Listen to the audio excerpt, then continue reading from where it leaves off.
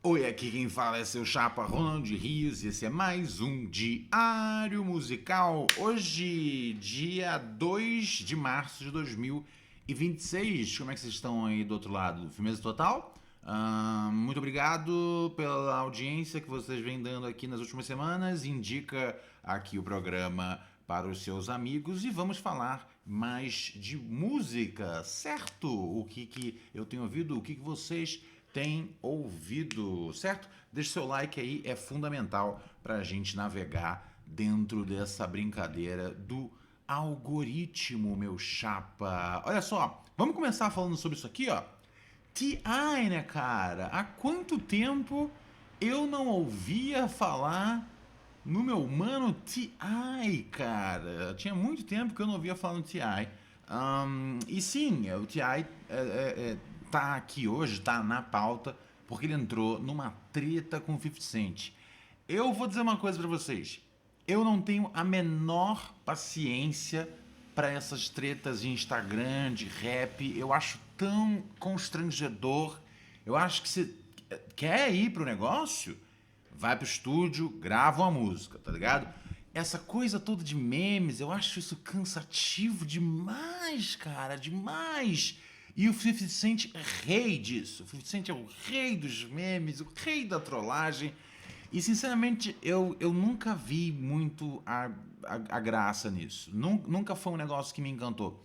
Acho interessante as coisas que o 50 Cent fez enquanto produtor aí de cinema, de televisão, etc e tal. Não é do meu gosto, mas acho interessante. Reconheço que ele fez algo interessante aí. Mas essa obsessão que ele tem de ser o maior troll que tem, eu acho isso muito triste para um homem da idade dele, de verdade. Eu acho isso muito triste para um homem da minha idade. Eu acho isso muito triste para um homem 10 anos mais jovem que eu. Então, eu nunca vi graça nessa coisa do 50 ser o cara que trola todo mundo, sabe? Eu lembro que teve alguma vez que ele postou algo desrespeitando a Madonna, porque ela é velha, então, hey, a Madonna é velha.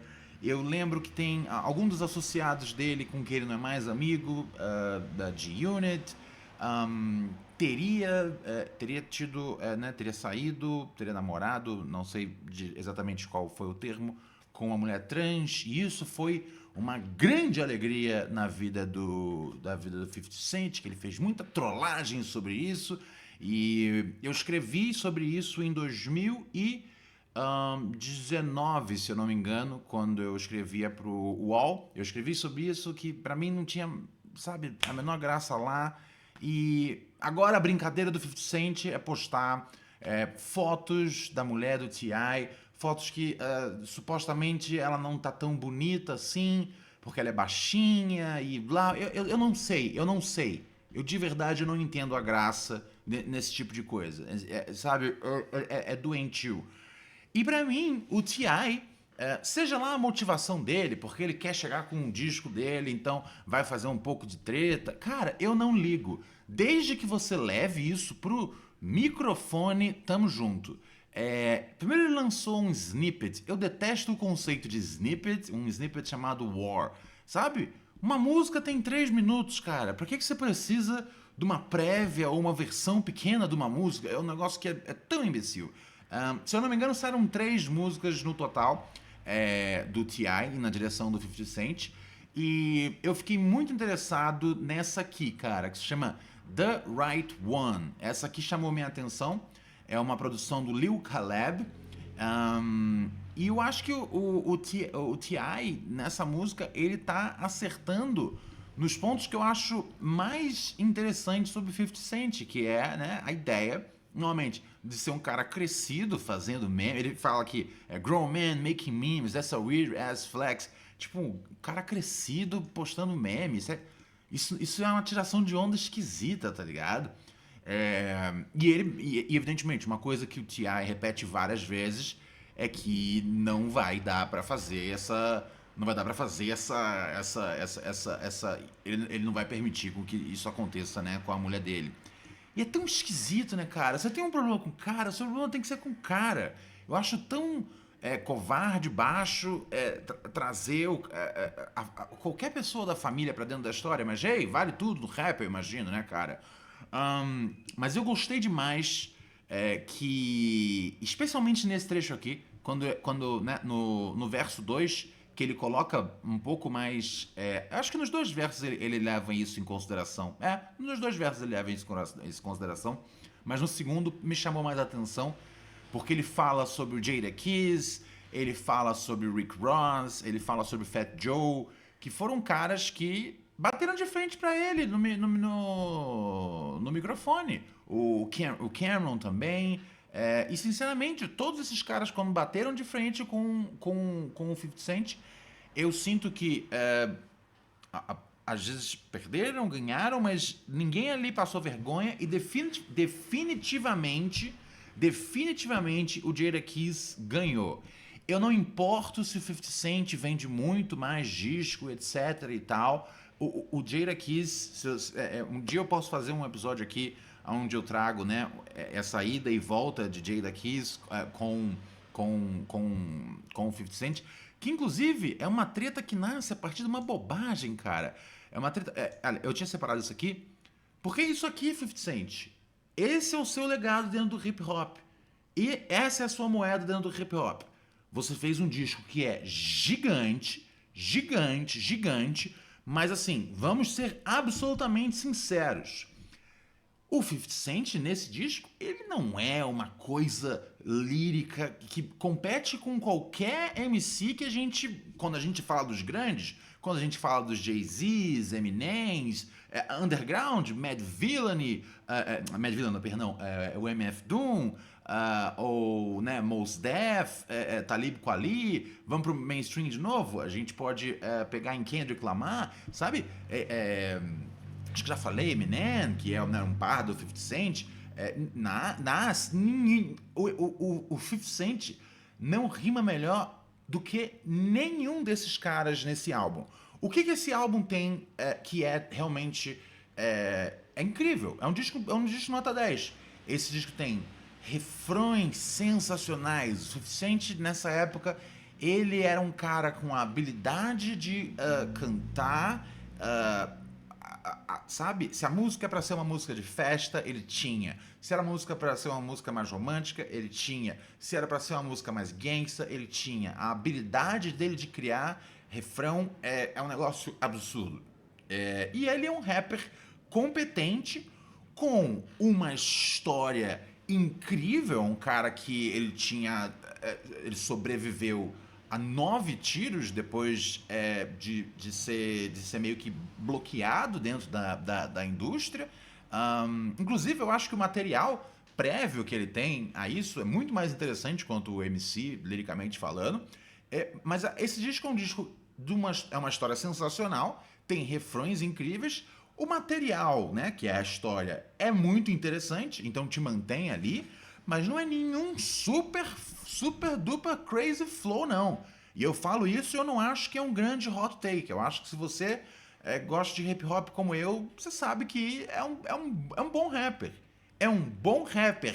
E aí que ele tem a máquina Dr. Dre e Eminem por trás. E aí, cara, aí você tem as melhores produções, o melhor isso, o melhor aquilo, fora os associados dele mesmo. Então, realmente, nasceu algo fantástico dali. Eu jamais vou tirar esse mérito do 50 Cent. Ao mesmo tempo, é o seu único disco incrível. É o seu único disco incrível. E não acho que você é um rimador super sensacional. Dentro de beats meia boca, esse disco não seria o disco que é. Enquanto vários artistas, eles salvam beats meia boca. Esse disco é um disco perfeito por um conjunto de história real, beats sensacionais e o imenso talento, carisma e habilidade de refrões do 50 Cent. Nunca vamos esquecer disso. A propósito, eu nem sei se ele é mais amigo do Lloyd Banks, mas tinha uma mixtape do G-Unit. Eu gosto das mixtapes do G-Unit, acho que são legais, mas novamente, não tem nada ali sensacional. Mas o refrão de In The Club,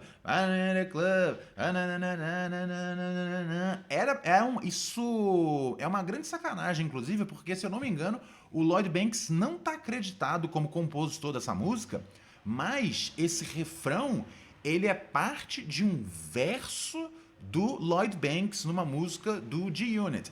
E evidentemente alguém pode argumentar que, olha, meu Deus, as coisas que o 50 Cent fez pelo Lloyd Banks, então tá tudo certo, elas por elas. Eu acho que sim, acho que tá joia. Mas originalmente a letra do refrão de In the Club é do Lloyd Banks, é um verso do Lloyd Banks. E aí você pode dar crédito pra todo mundo, tá ligado? Você pode dar crédito pro Lloyd Banks por ter escrito e ter essa melodia. E, evidentemente, além de criar da cabeça dele excelentes refrões, o 50 Cent entender que aquilo ali não era só uma rima, não era só uma barra, aquilo ali era um refrão para uma música que ia tornar ele um multimilionário, o Dr. Dre, o Eminem e o Jimmy Iovine encher o rabo de dinheiro até não aguentar mais, evidentemente é um crédito do 50 Cent. O outro disco do 50 é esse aqui, o outro disco dele que performou muito bem comercialmente. Mas vamos ser absolutamente sinceros.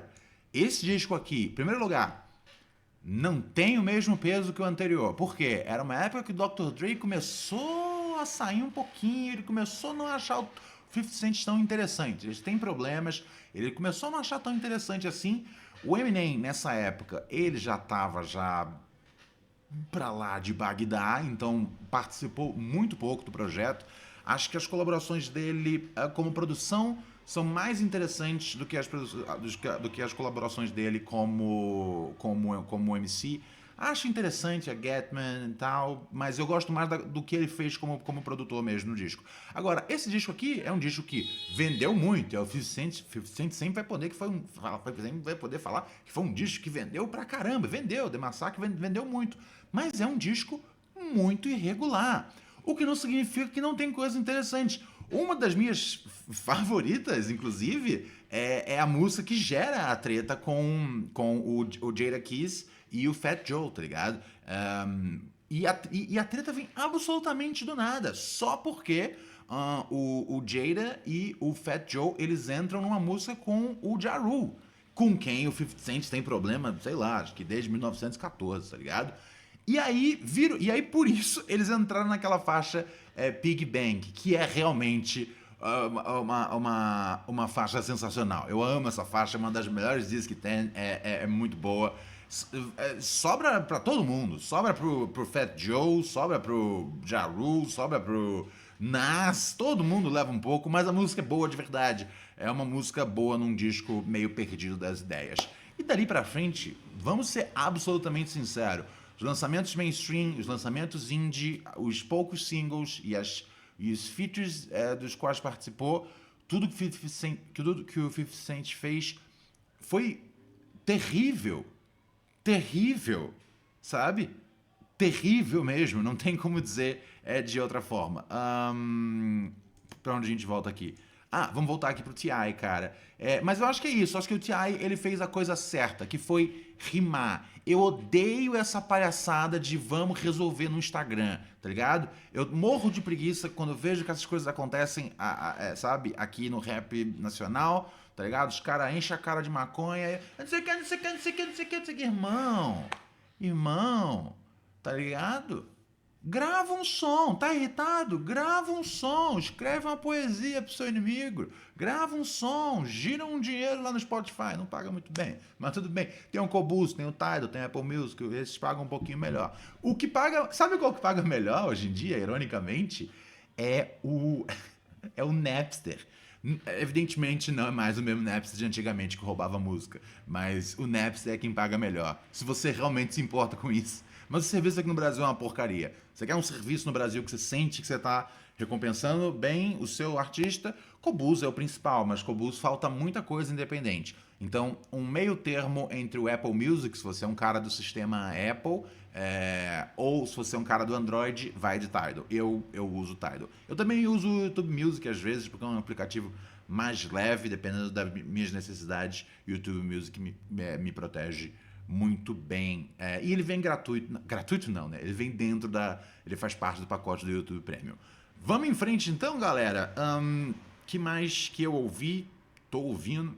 Vou ouvir. Que eu já falei do que eu precisava. Então é isso. Agora vamos... isso aqui Eu gostei bastante, cara. Isso aqui me deixou muito feliz. Que é o disco novo do Rock Marciano, cara. Eu sei que não saiu agora, já saiu tem. Já saiu aí tem suas boas 3 semanas, mais ou menos. E alguns de vocês comentaram comigo, né? Cara, é um grande prazer ouvir o Rock Marciano novamente fazendo um disco inteiro produzido por ele. Tem tempo que ele não faz um disco onde ele rima e ele produz tudo. Novamente ele voltou a fazer isso. Trouxe pouco convidado, só tem, se eu não me engano, só tem um convidado no disco inteiro. É um disco curto ali de meia horinha, mais ou menos, 27 minutos, se eu não me engano. E sabe, é aquela coisa, drumless, com grandes loops, lo-fi pra caramba. É uma vibe, sabe, aquela coisa meio crooner, cantor de jazz. E quando eu falo essas comparações de rap com jazz, eu não quero que vocês confundam isso com jazzy rap, né? Com a coisa meio Tribe Called Quest, com a coisa Q-Tip, Tribe, evidentemente, com a coisa Guru. Eu não tô falando disso quando eu falo de pessoas que cantam rap como se estivessem cantando jazz. Eu digo mais no estilo de o flow um pouco mais solto e aqui um pouco mais falado, e é um jeito que eu não sei explicar direito, fora de que pra mim lembra um pouco um cantor old school crooner barra jazz, entendeu? E o Rock Marciano, ele tem muito isso, ele tira a onda dele, é um disco muito bom pra ser seu disco companheirão mesmo, assim, pra você, novamente, é um disco curto, discos de drumless costumam ser curtos. Eu acho que por dois motivos. Eu acho que pouco vira EP, muito eu acho que cansa. Eu acho que assim, é uma seleção perfeita ali de loops nas quais o cara vai rimar, e não vai cansar a gente. Assim, comercialmente, os artistas underground, né, cara? E o underground ele anda muito representado pelo drumless ou pelo um boom bap que tem aquela estética Griselda que é um pouquinho diferente do boom bap tradicional dos anos 90. Ele precisa lançar 2 CDs por ano, 3 CDs por ano, porque é um jeito que esses artistas. É um jeito que esses artistas. A vida é real, gente. É um jeito que esses artistas fazem grana. Então, por isso, às vezes, você vai ver um cara, um MC aí, qualquer um desses associados da Griselda, né? O West Side Gun também faz bastante disso, de lançar, às vezes, 2, 3, EP, é disco no ano, é coisa pra caramba, cara. Isso não é um negócio eu acho que qual é o nome daquele cara? Eu gosto bastante dele, velho. Agora vai faltar o nome aqui. Mas enfim, tem vários MCs desse mundinho aí de Búfalo, né? Que circunda ali os alquimistas da vida, etc e tal. Aliás, bem interessante o projeto novo dele. Quero falar sobre ele numa próxima semana. Esses caras precisam lançar 2, 3 CDs por ano. Então não faz sentido eles lançarem CDs longos. Eu acho que ia ficar cansativo. Muitas vezes a temática deles é um pouco repetitiva. Então lançar isso em pequenas doses de 30 minutos vem sendo a tendência já aí há mais ou menos, eu não sei, cara, há quanto tempo, mas já tem um tempo. E eu não acho que o drumless ele vai parar tão cedo. Teve uma época, né? Só lembrando pra vocês, o que é o drumless? São esses loops que você faz de qualquer gênero musical. Não tem regra. Não tem regra se é de soul, se é de música clássica, se é de música brasileira, sendo soul, sendo nosso funk. Tem um monte de coisa sensacional. Tem um artista em específico, que eu não posso dizer o nome dele, mas ele é sensacional, e grande, e que ele sampleou um artista brasileiro sensacional e grande, e eu tenho certeza que o sample não é autorizado, então, né, por isso não posso dizer, mas assim, o que eu quero dizer é que existe uma oferta muito grande de sons pro drumless acabar. E eu achava que em algum momento ia encher o saco de drumless. Tipo, meu Deus, mais uma música sem bateria? O que custa botar caixa e bumbo? E aí veio, eu sinto que influenciou bastante.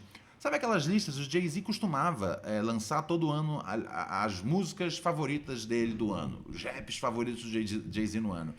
E eu sinto que o Drumless estava começando a perder fogo até sair uma música chamada Kitchen Lights, do West Side Gun, com os Stove God Cooks. Inclusive, vem disco do Stove God aí na sequência, hein? Pelo que eu entendi, é um disco dele em parceria com o Swizz Beatz.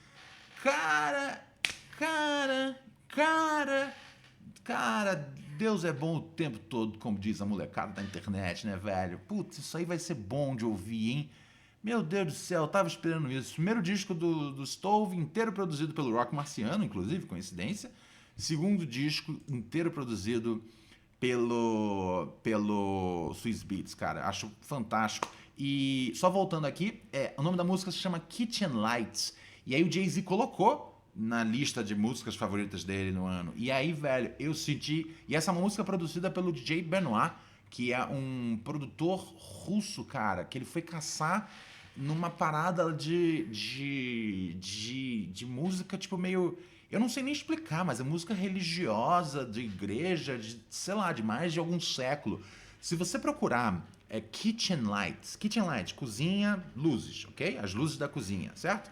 Se você procurar Kitchen Lights Extended Sample whatever, você vai encontrar uma montagem feita por um fã, onde ele coloca não só a Kitchen Lights, né, a música em si, mas ele coloca tudo que vem antes do sample. E cara, é uma das belezas de você ouvir música no YouTube Music. Vamos em frente. Então, assim, cara, trabalho sensacional, tiração de onda, essa estética, né, cara? Esse cara com um disquete, assim, lo-fi, irado, grande projeto, assim. Quero ouvir você escutar isso aqui e não falar, porra, Ronald, tu conhece teu hip hop de verdade, hein? Maravilha. Vamos em frente, gente. O que mais tem? Olha só! Tá aí uma coisa curiosa. Esse projeto aqui chama Cassino, do Baby Keem. Eu ouvi a primeira faixa, No Security, e eu achei incrível. Eu achei mágico. Eu senti que eu tava ouvindo a mesma... Qual que é a idade do Baby Keem? Só um segundinho, gente. O Baby Keem tem seus 25 anos já. Já tem um tempo que ele já não é mais baby, né, cara? Já tem um tempo que ele já tá aparecendo aí. Mas eu me senti com a mesma pureza de quem ouvia a primeira track do Illmatic, New York State of Mind. Falei, caramba, isso é um cara jovem, tá ligado? E à medida que o disco vai progredindo, ele deixa de ser pra mim. Mas eu ainda acho muito legal. Eu não consigo ouvir pra mim, mas eu acho que se você é menos 30 anos, cara, cai dentro, porque essa é a música que o jovem, essa é a música pra jovem. Esse é o rap pra jovem que não vai bater num cara da minha idade.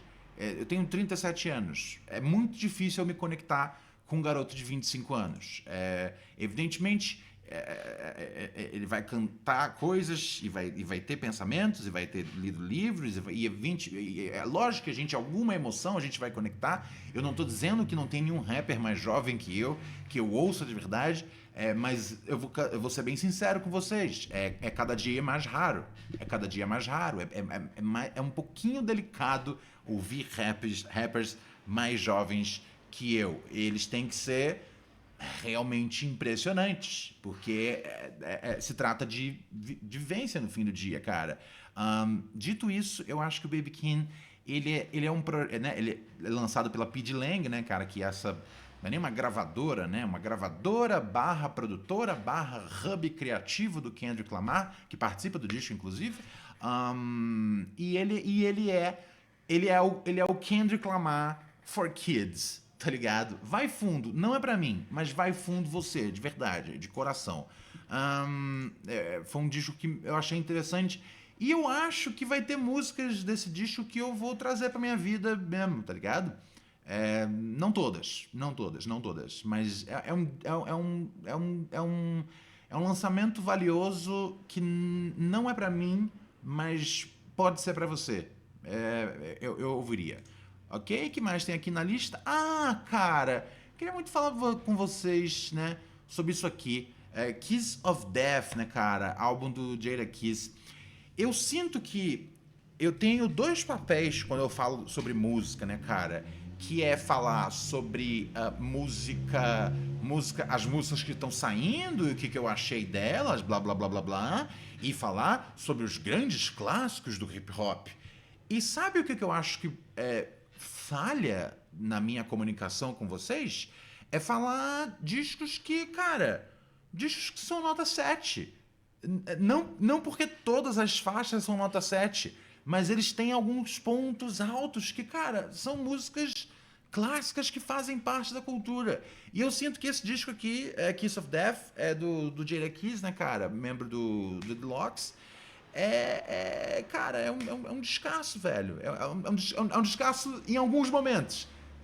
Não é um disco nota 10. Não é um clássico. Não é um clássico. Tem 18 faixas e talvez se tivesse se limitado aí a umas 10 faixas, eu acho que seria mais interessante. Tá tudo bem.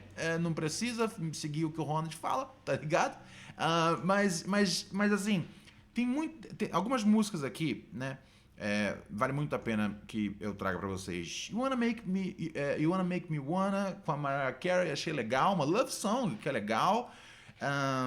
Eu gosto bastante de uma música que ele tem, cara. Uau, esse é um dos meus raps favoritos na vida inteira. A produção é do Havoc, do Mobb Deep, né, cara, que fazia dupla com o Project, Descansa em Paz Project. Faleceu em 2017 ou 2018, se eu não me engano, né? E a música se chama Why, tem feat do Anthony Hamilton. Cara, e é uma música que o Jada Kiss está fazendo várias perguntas, algumas culturais, algumas até num nível um pouco mais de conspiração, né? Pensa que isso é um disco pós 11 de setembro, ali 2004, então existem coisas sobre isso, ele pergunta a coisa né, porque a Lia tinha que pegar aquele voo. Ele faz um questionamento de por que o Denzel Washington ele ganha um Oscar só na hora que ele faz um policial corrupto. Por que ele não ganhou antes? E esse é um grande debate que tem no cinema, de que ele merecia ter ganho anteriormente pelo Malcolm X. E aí ele teoricamente ganhou o Oscar retroativo no dia de treinamento. Francamente, eu amo dia de treinamento, mas eu entendo a crítica que o Jada Kiss está fazendo aqui. E ele também fala sobre a Halle Berry.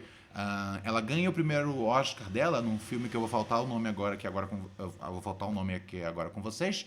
Mas é um filme que ela tem uma cena sexual com um homem branco. E aí o Jada Kiss pergunta, ele fala, por que a Halle Berry né, teve que transar com um cara branco pra ganhar um Oscar, tá ligado? E anos depois, isso inclusive virou uma pergunta feita pro ator num tapete vermelho. Sabe, é o tipo de conceito. Né? Tem outras questões aqui que ele lança. É o tipo de música conceito. Isso é uma coisa que às vezes eu converso com os meus amigos MCs.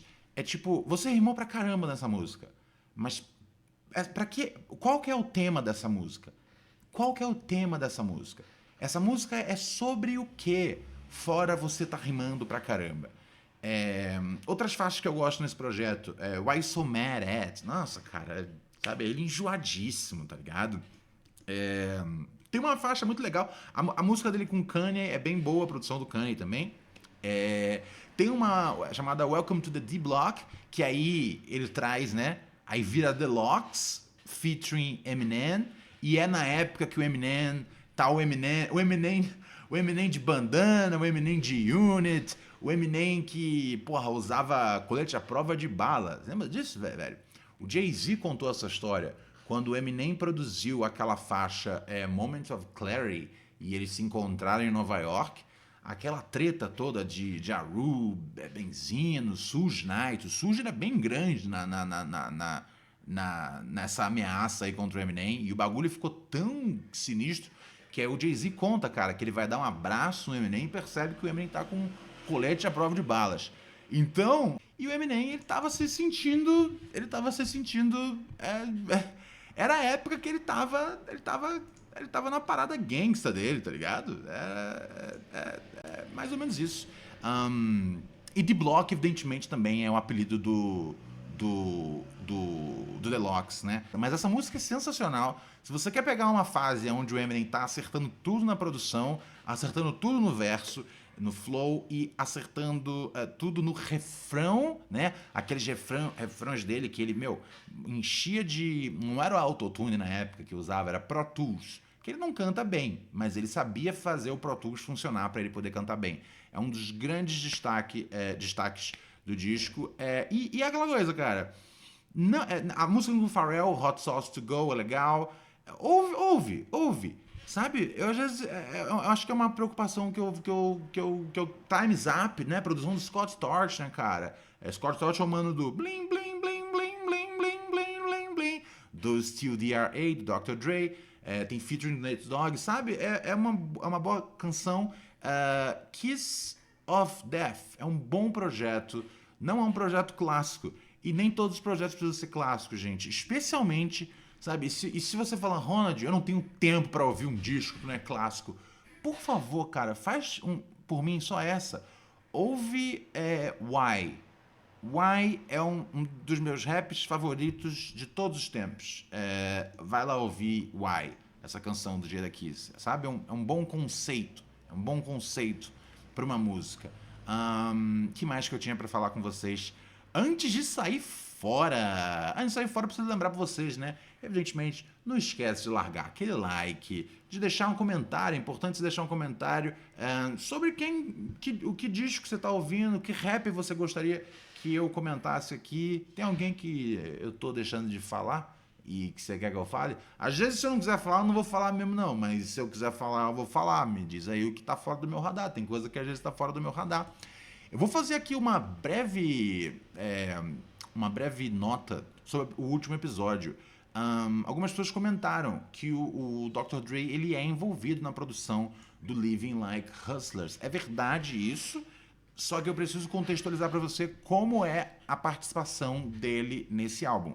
Ao contrário do jeito que ele produzia dentro do NWA, seja no primeiro álbum, né, que é o disco famoso mesmo, seja no segundo, que é um disco de qualidade, ele não é clássico, não tem o Ice Cube, etc e tal, mas é um disco que tem boas canções, cara, sabe? As pessoas tratam às vezes o MC Ren como se ele fosse nada, mas ele era um bom MC e aquele disco é legal, o segundo disco deles.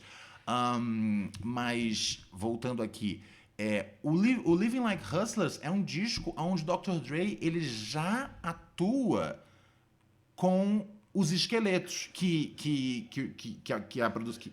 a produção vem do Above the Law. O esqueleto do beatmaking vem do Above the Law, que é, novamente, a sonoridade de funk, né, cara? A coisa espaçada, o baixo, sintetizador, isso tudo vem da cabeça do Above the Law. Eu não sei se antes de onde que vem, mas até onde eu consigo rastrear, vem do Above the Law. E, evidentemente, eles não tinham o mesmo talento para engenharia de som e como reconstruir samples, etc., que o Dr. Dre tinha e tem. Não sei se hoje em dia ele tem de verdade, mas no auge da sua produção, ele teve. Então, o Dr. Dre definitivamente foi fundamental nesse disco. Mas esse disco foi fundamental no Dr. Dre, porque com o que ele aprendeu ali, ele falou, caramba, a gente consegue misturar o funk americano, esses synths irados, esse tempo meio slow, né? E a gente bota tema gangsta. Cara, isso é o que eu vou fazer no The Chronic. E aí ele faz isso num nível muito maior, muito mais espetacular. E aí, quando ele tem né? E é sempre importante dar crédito no The Chronic, pro Corrupt, pro The D.O.C. e pro Snoop Dogg, né? Que são os principais letristas desse álbum.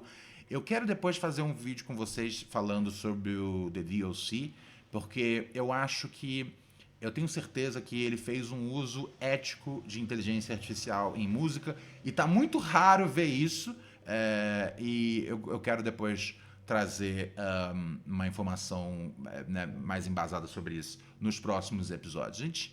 A gente tá aqui toda segunda, gente, então não precisa matar todos os assuntos num dia só, ok? Tem alguma coisa que você quer? Deixa aqui nos comentários que a gente conversa. Então é importante frisar que sim, o Dr. Dre está envolvido aqui, mas é a primeira vez que ele não está envolvido partindo da drum machine, partindo da MPC, partindo do que for, e aí ele fala, eu vou ser um produtor como um produtor de rock and roll. Eu vou supervisionar outras coisas. Os esqueletos vêm do Above the Law. Beleza? Ficou claro? Muito obrigado, que o pessoal trouxe esse questionamento. Agora eu espero que esteja claro para todo mundo. Meu nome é Ronald Rios, esse foi mais um Diário Musical. Semana que vem eu volto. Indica a gente para um amigo, indica a gente para uma amiga.